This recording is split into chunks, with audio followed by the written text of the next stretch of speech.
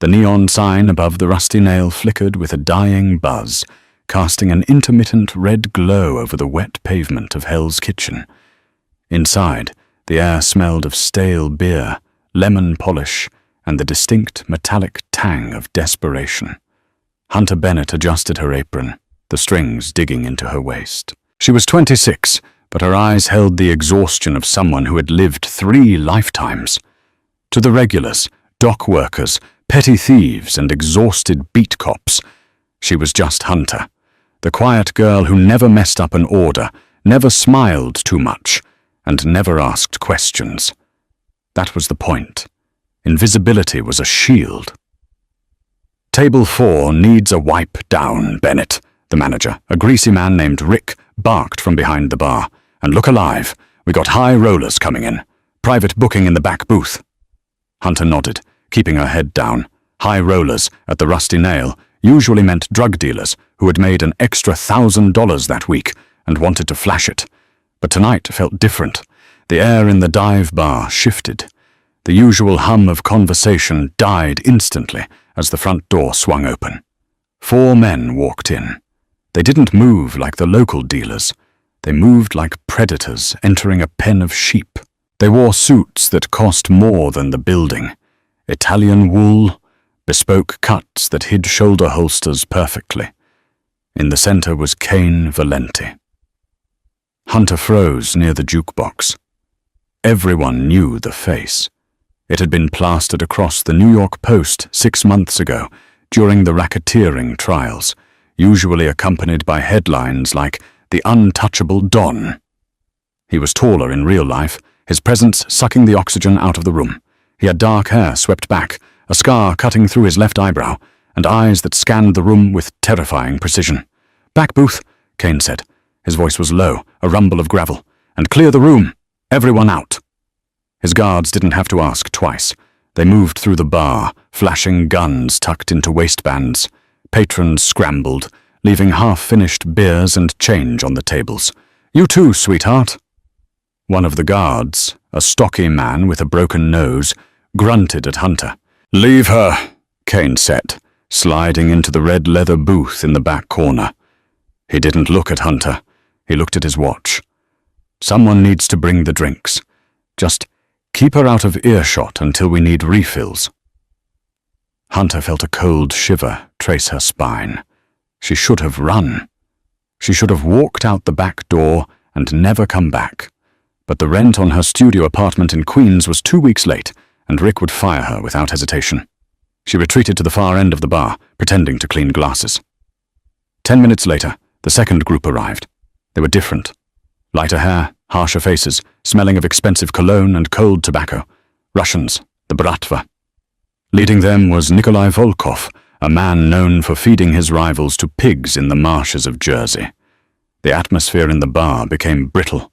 One wrong move, and the glass windows would be painted red. Cain sat opposite Nikolai.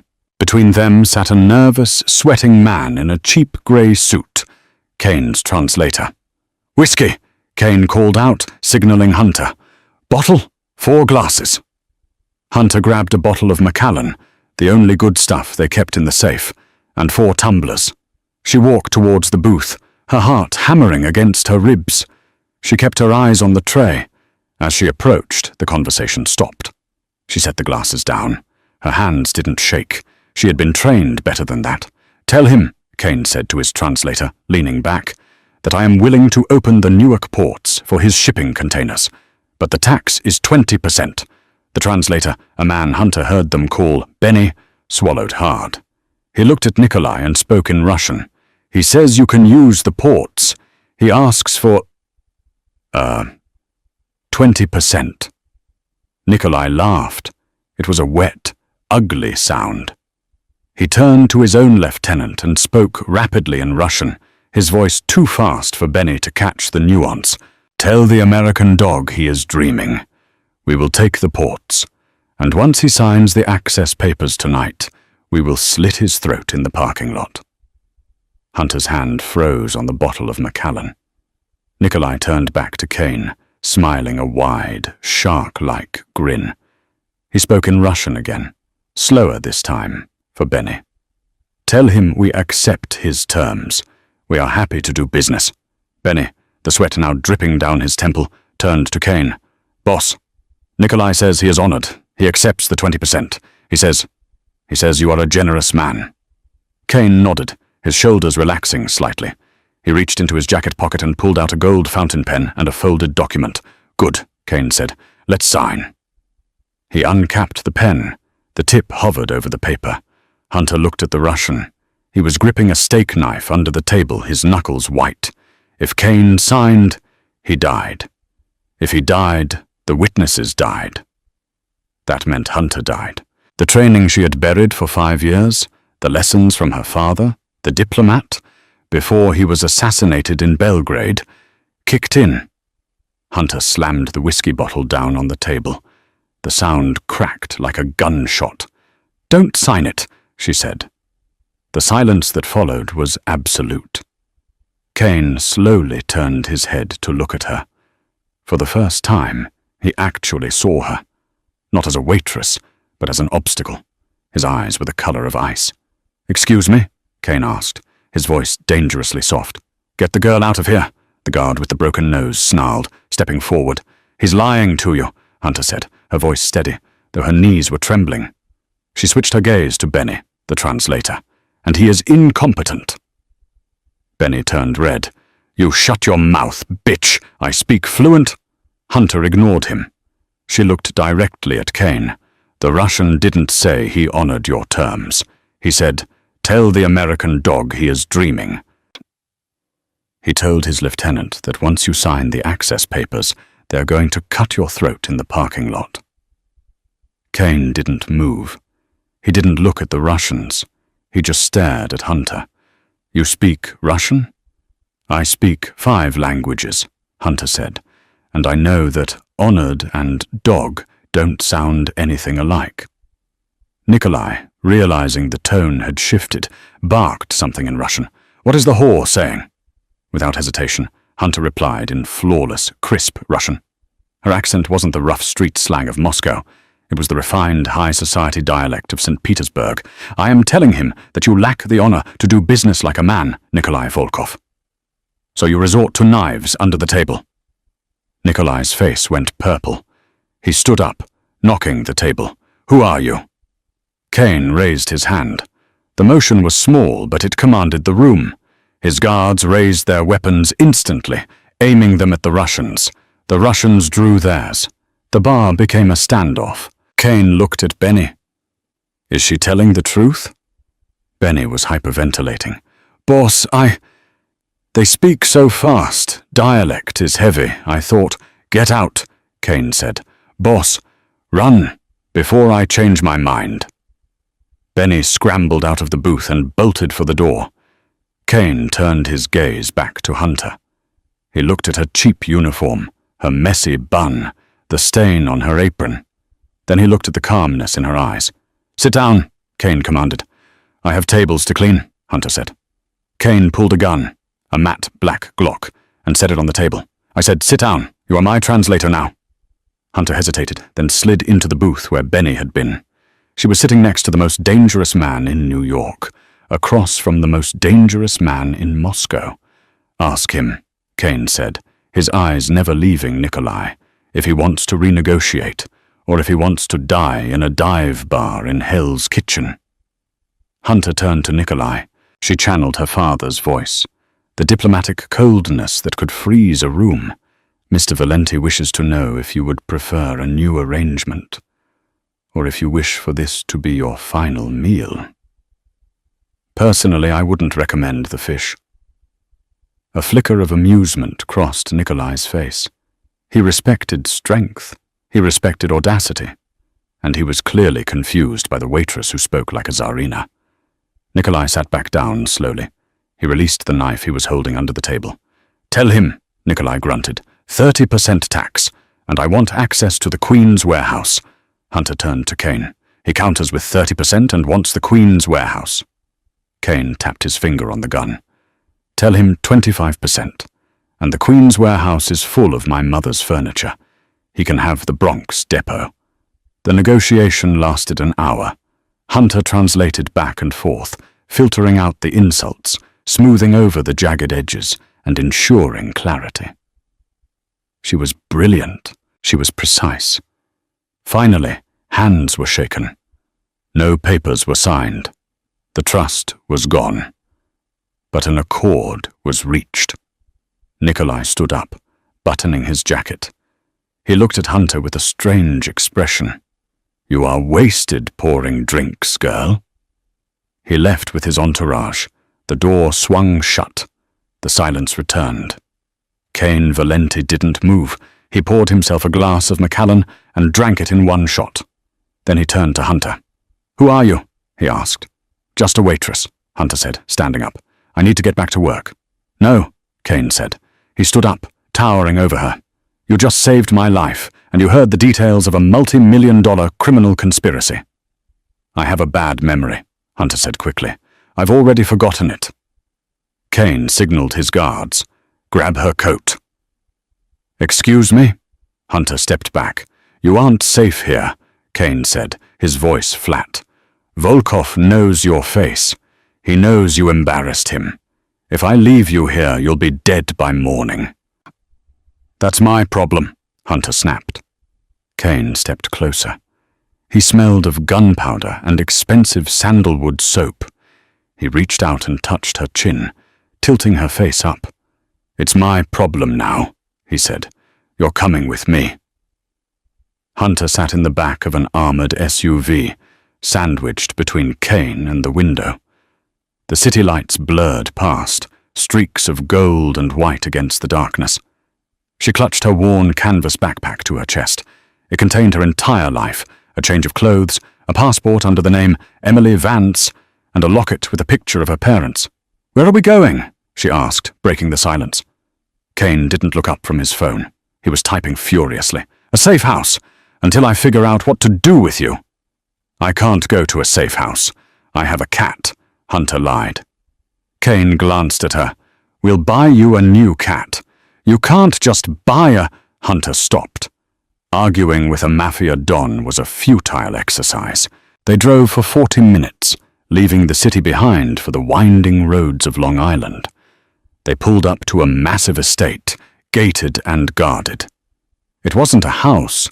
It was a fortress disguised as a mansion. The car stopped. A guard opened the door. "Welcome to Purgatory," Cain muttered.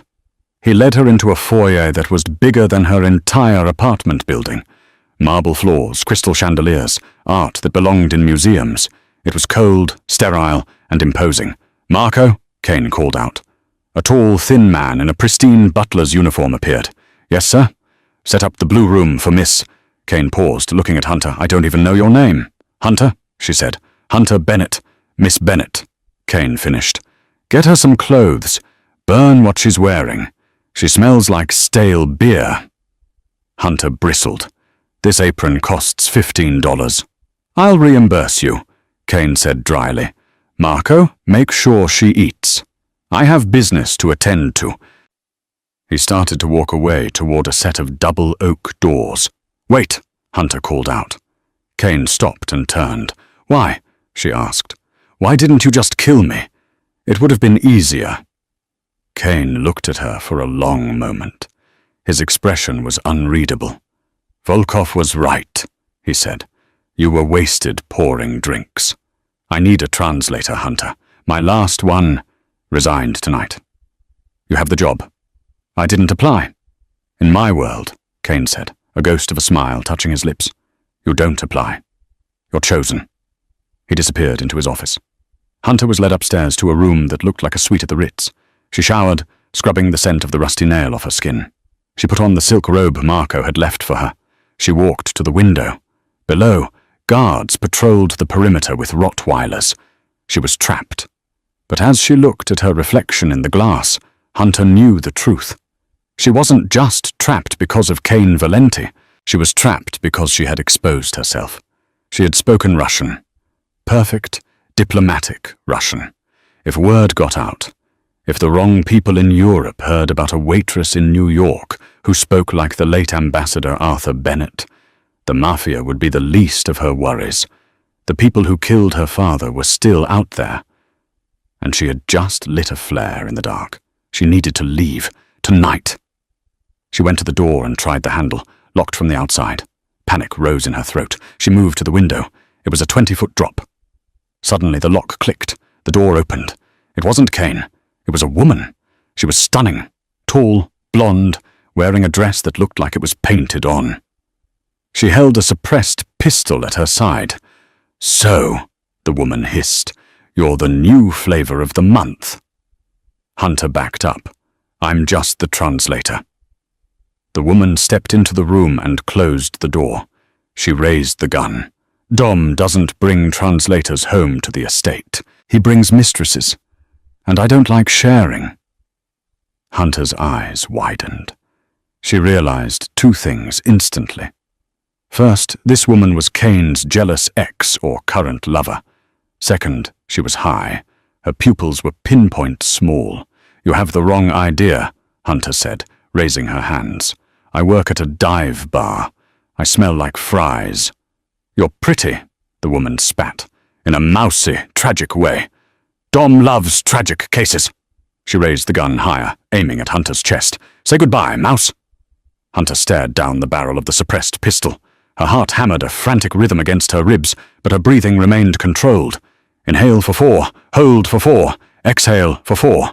It was the tactical breathing her father had taught her when she was 12, the same year he started checking under his car for explosives. The woman, whom Hunter would later learn was named Bianca, was vibrating with a cocktail of narcotics and rage. Her finger twitched on the trigger. "He doesn't need you," Bianca slurred, her eyes wild. "I was with him when he was nobody. I know where the bodies are buried." "If you shoot me," Hunter said, her voice dropping an octave, calm and authoritative, "the noise will alert the guards in the hall. Even suppressed, the slide action is loud. Kane will be here in 10 seconds. And if he finds you standing over a corpse in his house, what do you think he will do to you?" Bianca hesitated. The logic pierced through her high. I'll say you attacked me." "I'm wearing a bathrobe," Hunter pointed out. "You have a gun. The physics don't work, Bianca." Bianca's eyes narrowed. "Shut up." She stepped forward, closing the distance, extending the gun to press it against Hunter's forehead. That was the mistake. You never close the distance if you have a projectile weapon. It negates the advantage. As the cold metal touched Hunter's skin, instinct took over. It wasn't a choice. It was muscle memory burned into her by private security contractors in Brussels and self-defense instructors in Vienna.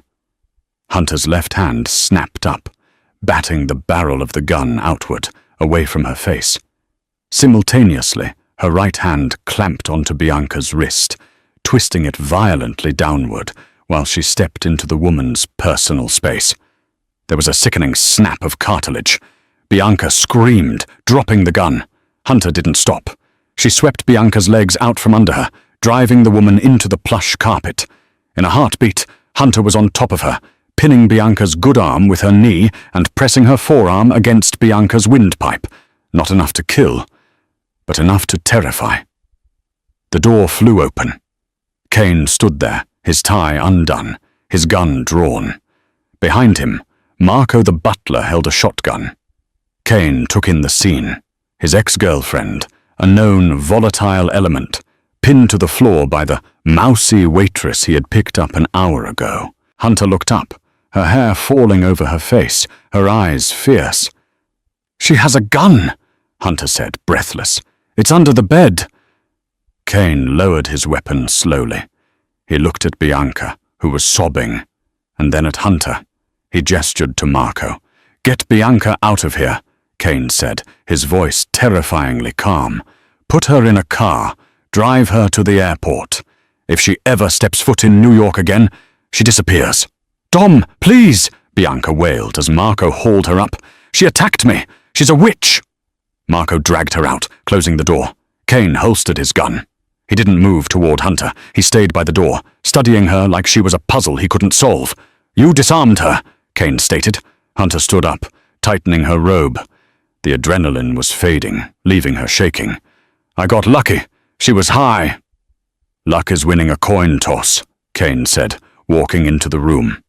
He bent down and retrieved the gun from under the bed. He ejected the magazine and cleared the chamber with a fluid motion, disarming an assailant, pinning them, and controlling the airway without killing them. That isn't luck. That's training. He tossed the empty gun onto the duvet. He stepped closer to Hunter, invading her space. The air between them crackled with electricity. "Who are you?" "Hunter Bennett." "I told you," she lied, backing up until her legs hit the edge of the bed. "My father was strict. He put me in self-defense classes." Kane laughed, a short, dry bark. "I have men on my payroll who served in the Green Berets who couldn't have taken Bianca down that clean. You move like a ghost. You speak Russian like a diplomat. You handle a gun like a soldier." He placed his hands on either side of her, trapping her against the bed frame. His face was inches from hers. She could see the flecks of gold in his dark eyes. "I have enemies, Hunter. Real enemies. The Bratva, the Triads, the FBI. If you are a plant, if you are working for them, tell me now, and I will make your death quick." Hunter looked him in the eye. "I'm not working for anyone. I'm running from everyone." Kane paused. He searched her face for a lie, but he found only a raw, painful truth. He pulled back, giving her space. "Good," he said, "because tomorrow we have work to do." "I'm not your soldier, Kane." "No," Kane said, walking to the door. "You're my asset, and I protect my assets." He paused at the threshold. "Sleep. Tomorrow we're going shopping. You can't meet the French delegation wearing a bathrobe." The dress was emerald green silk, backless, with a slit that ran up to the mid-thigh. It was elegant, dangerous, and cost more than Hunter had made in the last 3 years combined. Kane stood at the bottom of the grand staircase, adjusting his cufflinks. He wore a tuxedo that fit him like armor. When he heard Hunter's heels clicking on the marble, he looked up. For a moment, the King of New York looked struck dumb. Hunter descended slowly. Her hair was swept up in a complex chignon, revealing the long, elegant line of her neck. She wore diamond drop earrings that Marco had provided from the family vault. "Don't stare," Hunter said as she reached the bottom step. "It's unprofessional." Kane cleared his throat, regaining his composure. "I'm checking for wires. Turn around." Hunter rolled her eyes but spun in a slow circle. Kane watched the silk ripple over her curves. "Clean," he muttered. "Let's go." The venue was Le Bernardin, one of the most exclusive restaurants in Manhattan. Kane had rented out the entire private dining room. In the car, Kane briefed her. "We are meeting Jean-Paul Gaultier, not the designer, the head of the Corsican Union. They control the heroin trade coming through Marseille. They want to move product through my concrete business." "And you want to say yes?" Hunter asked. "I want to say maybe," Kane said. "I need to gauge them. The Corsicans are notorious for smiling while they poison your wine. They speak a specific dialect, mixed with street slang. Can you handle it?" "I spent a summer in Corsica," Hunter said, looking out the window. "I know the dialect." "A summer in Corsica," Kane mused. "Most waitresses spend their summers at Coney Island." They arrived. The restaurant was dimly lit, quiet and tense. 4 men sat at a round table. They were older, scarred, drinking red wine that cost $500 a bottle. Jean-Paul was a heavy-set man with a moustache and eyes like beads of oil. He stood up when Kane entered, but his smile didn't reach his eyes. "Monsieur Valenti," Jean-Paul said in heavy French, "you bring a woman to a war council." Kane sat down, gesturing for Hunter to sit next to him. "She is my voice. Treat her with the same respect you treat me." Hunter turned to Jean-Paul and spoke in flawless, rapid-fire French, lacing it with the rough, guttural slang of the Corsican docks. "Monsieur Valenti wishes to express that while he respects the Union, he prefers his business meetings to be civilized. And in America, we do not dismiss women who are smarter than us." Jean-Paul raised an eyebrow. He laughed, delighted. "She has fire." "Good. Let us eat." The dinner proceeded. Courses came and went. Sea urchin, truffle pasta, wagyu beef. Hunter translated back and forth, navigating the complex negotiations. Kane was tough, demanding 40% of the distribution cut. Jean-Paul pushed for 25%. Under the table, Kane's hand rested on Hunter's knee. It was possessive, grounding. Every time she spoke, he watched her mouth, fascinated by the way she switched personalities when she switched languages. By the dessert course, the tension had eased. They were close to a deal at 32%. Then Hunter heard it. Jean-Paul turned to his lieutenant, a man named Luc, and murmured something while laughing. It was fast, quiet, and spoken in a very old, very specific local dialect from the mountains of Corsica, something almost no outsider would know. The poison should kick in within 10 minutes. Make sure the car is ready to dump the bodies. Hunter's blood ran cold. She looked at Kane.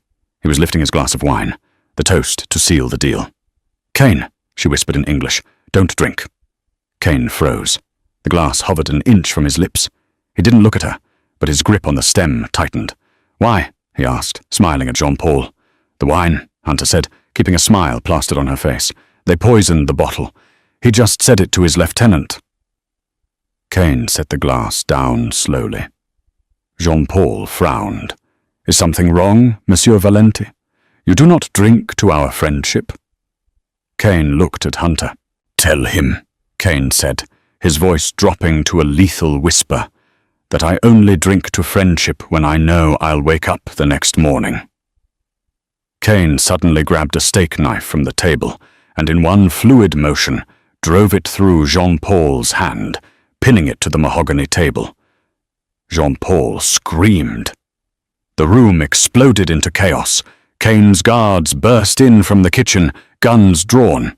The Corsican bodyguards went for their weapons, but they were too slow. Within seconds, the Corsicans were on their knees, gun barrels pressed to the backs of their heads. Kane stood up, straightening his jacket. He picked up his wine glass. He walked over to Jean-Paul, who was whimpering, clutching his impaled hand. "You tried to kill me in my own city," Kane said. He handed the wine glass to Jean-Paul's lieutenant. "Drink it." The lieutenant shook his head, terrified. "No, please. Drink it," Kane roared. The lieutenant took the glass, his hands trembling, and downed it. He collapsed 30 seconds later, foaming at the mouth. Cyanide. Kane turned to Hunter. She was standing by the wall, pale but composed. "You saved me again," he said. He walked over to her, adrenaline making his pupils dilated. He didn't care about the bodies, the screaming Frenchman or the blood. He grabbed Hunter's face in his hands. "Who are you?" he demanded again, but this time it wasn't an interrogation. It was awe. "I told you," she whispered. "I'm the translator." Kane kissed her. It wasn't a gentle kiss. It was hard, desperate, and tasted of danger. Hunter hesitated for a split second, then kissed him back, her hands gripping the lapels of his tuxedo. For a moment, the violence of the room faded, leaving only the heat between them. Kane broke the kiss, breathing hard. He looked at Jean-Paul. "Get them out of here," Kane ordered his men. "Leave the boss alive. I want to have a conversation with him later about manners." He took Hunter's hand. "Come on, we're leaving." "Where?" Hunter asked. "Paris," Kane said. "This hit was ordered by someone higher up than the Corsicans. We need to find the source, and you're the only one who can speak the language." The private jet soared over the Atlantic at 40,000 feet. The cabin was silent, save for the hum of the engines. Hunter sat in a leather recliner, staring at the clouds. Kane was across from her, reviewing files on a tablet. He had been quiet since they left the restaurant. "You didn't just learn French in a summer," Kane said, not looking up. "You recognized a mountain dialect used by sheepherders in Corsica." Hunter sighed. She knew she couldn't keep lying. "Not completely. My father was Arthur Bennett," she said softly. Kane's head snapped up. He dropped the tablet. "Arthur Bennett, the U.S. ambassador to Serbia, the one who was assassinated in the Belgrade bombing 5 years ago?" "Yes," Hunter said. "I was in the car behind him. I saw it happen." Kane stared at her. The pieces were falling into place. "That's why you have the training. The diplomatic corps. The private security detail. I was groomed to follow in his footsteps, Hunter said. 5 languages by the time I was 20. Tactical driving, negotiation. But after he died, I realized it wasn't a terrorist attack. It was a hit. Someone inside the State Department sold him out. And they know you saw it, Kane realized. I found his journals, Hunter said. He was investigating a money laundering ring that connected European politicians to the Mafia, a specific syndicate. Which one? Kane asked. Hunter looked at him. Yours, Kane, or at least a branch of it. Kane stood up. That's impossible. My father ran the family 5 years ago. He had a code. No politics, no terrorism. Maybe not your father, Hunter said, but someone close to him. The plane banked. The intercom beeped. Mr. Valenti, the pilot's voice crackled. We have a situation. Air traffic control in Paris just flagged our tail number. They have Interpol waiting on the tarmac. Kane swore. They found us. It's not Interpol, Hunter said, standing up. Real Interpol wouldn't flag the plane. They'd wait until we docked to arrest us quietly. If they are making a scene, it's a trap. They want to separate us. How do you know? Because that's how they got my father, Hunter said, her eyes cold.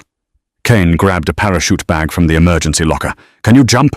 Hunter looked at him like he was crazy. Skydiving? No, absolutely not. Well, learn fast, Kane said, strapping the rig onto her. Because we aren't landing in Paris. We're jumping over the French countryside. Kane, this is insanity! This is survival, Hunter! He pulled her close, buckling the straps. Trust me, I won't let you fall. He opened the rear hatch. The roar of the wind was deafening. The freezing air whipped into the cabin. Below them, the lights of rural France twinkled like distant stars. On 3, Kane yelled. I hate you, Hunter screamed. I know! Kane grabbed her, and they plunged into the black void together. The world was a screaming void of freezing wind and terrifying darkness. When the parachute finally flared, it jerked them upward with bone-jarring force. Kane groaned, his grip on Hunter tightening until it bordered on painful. There were 2 heartbeats suspended in the night sky over rural France, drifting down toward an abyss of black fields. Keep your knees bent, Kane roared over the wind. Roll when we hit! The ground rushed up to meet them not as a soft landing, but as a brutal collision with frozen earth. They tumbled through a plowed furrow, the parachute dragging them several yards through the mud before Kane managed to cut the lines. Silence crashed down on them, heavier than the noise. Hunter lay on her back, staring up at the indifferent stars, her breath pluming in the icy air. Her entire body throbbed. She felt a hand grab her shoulder, rough, urgent. Hunter, report, broken bones. She sat up, wincing. I'm attached, I think. Kane slumped back against the frozen dirt, letting out a dark, ragged laugh. I hate flying. I really hate flying. They stripped off the parachute harnesses and buried them under a pile of dead brush. The cold was immediate and biting. Hunter's evening gown, hidden under the flight suit Kane had forced her into, offered 0 protection. We need shelter, Kane said, his voice shifting back to command mode. And we need a car. If air traffic control tracked the drop, the gendarmes are already on their way. They walked for 3 miles across the desolate farmland. The glamour of the New York skyline felt like a fever dream here. Here, they were just 2 survivors, trudging through the mud. They found an abandoned stone barn near a secondary road. Inside, it smelled of dry hay and old oil. Kane found a rusted Peugeot pickup truck under a tarp. He hot-wired it with the efficiency of a man who had stolen cars long before he bought them. As the engine sputtered to life, the heater blasted dust and lukewarm air into the cab. Hunter shivered violently, her adrenaline crashing. Kane reached over, pulling her toward him. It wasn't sexual. It was a transfer of heat. He rubbed her arms briskly. Stay with me, Hunter. Don't go into shock. I'm not in shock, she chattered. I'm just realizing that my life expectancy has dropped significantly since I met you. It's actually gone up, Kane corrected. his eyes hard on the road as he navigated them toward Paris. "Before me, you were dying of boredom. Now you're just at risk of bullets." "Comforting," she muttered. The drive was long and tense. As the adrenaline faded, the reality of their situation set in. Hunter thought about the files on the tablet she had secured in her waterproof pack. She thought about the image she had seen years ago. The ring on the hand of the man who ordered her father's death. "Kane," she said, breaking the silence. "The ring, the lion and the dagger. You said it belongs to the Moretti family." Kane's grip on the steering wheel tightened until his knuckles turned white. "Salvatore Moretti, my consigliere, my father's best friend. He bounced me on his knee when I was 5. He taught me how to tie a tie. He taught me how to shoot." "If he ordered the hit in Belgrade," Hunter said softly, "then he's been working with the corrupt factions of the government for years. He's not just a mobster, Kane. He's a broker. He sells chaos." "He sent me to the Corsicans to die," Kane said, his voice hollow. "He knew Jean-Paul would use poison. Sal probably supplied it." Kane pulled the truck to the side of the road, killing the engine. He stared out into the darkness. For the first time, the invincible Don looked shattered. "If I go back to New York," Kane whispered, "I go back to a civil war. Sal has the loyalty of the old guard. They won't believe me." "Then we don't go back to New York," Hunter said. She reached out, covering his hand with hers. "We finish it here. Tonight." Kane looked at her. "Sal is in Paris. He's attending the midnight gala at the Chateau de Lune. It's a black market auction. High security. Invitation only." "The Chateau de Lune," Hunter mused. "My father investigated that place. It's where the deals are made. If Sal is there, he's celebrating. He thinks you're dead." "We can't get in," Kane said. "We look like we crawled out of a grave. We have no weapons, no backup." Hunter smiled, a cold, dangerous expression that she had learned from watching him. "We don't need weapons, Kane. We have the tablet. We have the truth. And you have me." Underscore, underscore, underscore, underscore, underscore, underscore, underscore, underscore, underscore, underscore, underscore, underscore, underscore, underscore, underscore, underscore. 3 hours later, the Chateau de Lune was glowing like a jewel in the French countryside. Luxury cars lined the driveway. Rolls-Royces, Bentleys, Maybachs. A sleek black Mercedes pulled up to the valet. Kane Valenti stepped out. He had raided one of his emergency safe houses in the 4th arrondissement. The mud was gone, replaced by a bespoke tuxedo that fit his broad shoulders like armor. He looked lethal, composed, and terrifyingly alive. He walked around the car and opened the passenger door. Hunter stepped out. She was no longer the waitress. She was a vision of vengeance wrapped in midnight blue velvet. The dress was modest in the front, but plunged dangerously low in the back. Her hair was swept up in a severe, elegant chignon, revealing the diamond choker Kane had placed around her neck. She took his arm. Her heart was hammering against her ribs, but her face was a mask of bored aristocracy. "Ready to walk into the lion's den?" Kane murmured as they approached the massive oak doors. "I'm the lion tamer," she whispered back. The security was tight, but Kane's face was his passport. The guards hesitated, confused by the sight of a man who was rumored to be dead, but fear overrode their confusion. They stepped aside. The ballroom was a sea of corruption. Arms dealers drank champagne with politicians, human traffickers laughed with tech moguls, and there, holding court in a raised VIP booth overlooking the dance floor, was Salvatore Moretti. He looked older than his photos, his face flushed with wine and victory. He was laughing at a joke made by a Russian oligarch, his hand resting on the table. On his pinky finger, the gold ring glinted. A lion holding a dagger. Hunter felt a surge of nausea, followed by a cold, crystalline rage. That was the hand that signed her father's death warrant. "Stick to the plan," Kane breathed in her ear. "Don't let him see you bleed." They ascended the stairs to the VIP booth. The air grew thinner, sharper. Sal looked up as a shadow fell over his table. His laughter died in his throat. His glass slipped from his fingers, shattering on the marble floor. The sound cut through the ambient noise of the party. "Dom!" Sal wheezed, his face draining of blood. "My God! The news said the plane." "The rumors of my death were greatly exaggerated, Uncle Sal," Kane said, his voice smooth, carrying no trace of the betrayal burning a hole in his chest. "I'm hard to kill, you should know that." Sal scrambled to his feet, his eyes darting around the room, looking for his bodyguards. I am so relieved. We were mourning you, Dom. We were just toasting to your memory." "Toasting to my memory," Kane repeated, stepping closer. "Or dividing my empire." "Don't be ridiculous." Sal laughed nervously, sweat beading on his forehead. He looked at the Russian oligarch and the French minister sitting at the table. "Gentlemen, look! A miracle! The king returns!" He turned his gaze to Hunter, his eyes narrowing. "And who is this? The help?"